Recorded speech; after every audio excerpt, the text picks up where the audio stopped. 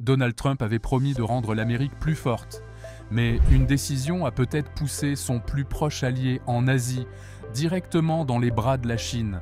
Un basculement commercial de 1,6 trillion de dollars redessine silencieusement la carte mondiale. Cette fois, Washington n'est même plus dans la partie. Était-ce de la stratégie ou une erreur catastrophique? Pendant des années, Washington a présenté l'Inde comme son ancre en Asie. Le partenariat semblait clair: démocratie, défense, commerce, tous alignés pour contrebalancer Pékin. Mais cet équilibre vient de se fissurer. Quand Trump a doublé les droits de douane sur les exportations indiennes, les faisant grimper à 50%, ce n'était pas seulement une décision économique, c'était une provocation. Et au lieu de soumettre New Delhi, cela l'a rapproché de Pékin. La séquence fut brutale. Étape 1, 25% de droits de douane sur les produits indiens. Étape 2, en 24 heures, Trump double la mise, 50%.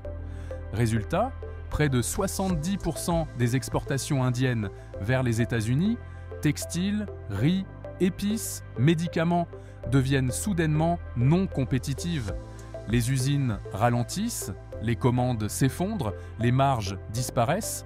Le message de Trump était clair: arrêtez d'acheter du pétrole russe ou payez le prix fort. Mais pour l'Inde, le pétrole russe n'était pas une affaire politique, c'était une question de survie. Des barils bon marché maintenaient l'inflation stable, les usines en marche et 1,4 milliard de personnes approvisionnées en énergie. Alors au lieu de céder, New Delhi a pivoté. L'ouverture est arrivée rapidement, le ministre chinois des Affaires étrangères se rend à New Delhi. Les frontières rouvrent, les liaisons aériennes reprennent, les blocages commerciaux se lèvent en silence. Le message de Pékin était limpide: pas d'ultimatum, pas de leçon, juste du commerce. L'Inde a répondu. Le commerce entre les deux rivaux atteint déjà 135 milliards de dollars par an et continue de grimper. Ce qui commença comme de simples gestes symboliques s'est transformé en contrats solides, des engrais et terres rares chinois vers l'Inde, des géants indiens comme Adani et Reliance, s'alliant à des entreprises chinoises de batteries et de véhicules électriques. Dans le manuel de Pékin, c'est du classique: gagner de l'influence, non pas par la menace, mais par les options. Mais la vraie douleur ne se vivait pas dans les conseils d'administration, elle se vivait dans les champs du Punjab. Les agriculteurs qui produisaient du riz et du poivre noir de qualité exportation ont vu leurs profits s'évaporer du jour au lendemain. Leurs produits, autrefois attendus sur les étals américains, étaient désormais bloqués derrière un mur de 50%. Pour eux, ce n'était pas de la géopolitique, c'était de la trahison. Les villages se sont embrasés de protestations. Des effigies de Trump ont été brûlées, non par haine, mais par désespoir. Comme l'a crié un fermier, nous avons respecté les règles et nous avons été punis. Quand des décisions prises à des milliers de kilomètres font brûler vos récoltes, la confiance meurt vite. Ce qui rend cette rupture dangereuse, c'est ce qu'elle révèle: une érosion de la confiance. L'Inde n'abandonne pas totalement les États-Unis, mais elle ne se sent plus liée. Aux yeux de Washington, l'Inde était le partenaire le plus fiable de l'Indo-Pacifique, l'ancre du Quad avec le Japon et l'Australie, le contrepoids à Pékin. Aujourd'hui, cette ancre dérive. Même à Washington, les signaux d'alarme se multiplient. Fareed Zakaria a parlé du coup le plus sérieux aux relations États-Unis-Inde depuis des années.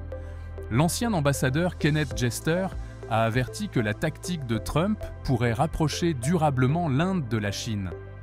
Même Nikki Haley a reconnu que la faille pourrait être irréversible. Et pendant ce temps, Pékin reste patient. Pas de discours flamboyants, pas d'ultimatum, juste des accords discrets, gagnants. La Chine sécurise un flux commercial de 135 milliards de dollars et attire l'Inde dans son orbite. Les conglomérats indiens, Reliance et Adani, pivotent vers les batteries et technologies chinoises. Les BRICS trouvent un second souffle grâce à l'Inde. Perdants, les agriculteurs indiens, étranglés par des tarifs qui tuent leurs exportations, les exportateurs américains exclus du nouveau corridor Inde-Chine. La stratégie de Washington, son ancre indo-pacifique commence à se détacher. L'ironie est forte. Dans les années 1970, Nixon a ouvert la voie à la Chine, redéfinissant la géopolitique d'une génération. Aujourd'hui, les tarifs de Trump pourraient avoir fait la même chose, mais à l'envers. Ce qui devait isoler Pékin pourrait bien lui avoir offert un nouveau partenaire, l'Inde. Non par choix, non par alliance, mais par nécessité. Les conséquences dépassent largement Delhi et Washington. Le Quad vacille.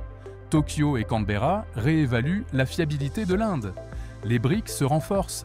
L'Inde ne participe plus symboliquement, mais comme véritable contrepoids. Les marchés réagissent, les exportations indiennes s'essoufflent, les fournisseurs chinois accélèrent et les investisseurs se préparent à un ordre commercial fracturé. Ce n'est plus seulement une affaire de tarifs, c'est une affaire de confiance. Et la confiance, une fois brisée, revient rarement. En une décision, le pari tarifaire de Trump s'est retourné contre lui. Au lieu d'isoler Moscou, il a rapproché l'Inde de Pékin. Au lieu de protéger les marchés américains, il a fracturé une alliance stratégique de plusieurs trillions. Résultat, un réalignement commercial de 1,6 trillion de dollars et un monde où Washington regarde depuis les gradins. La question est simple et inquiétante.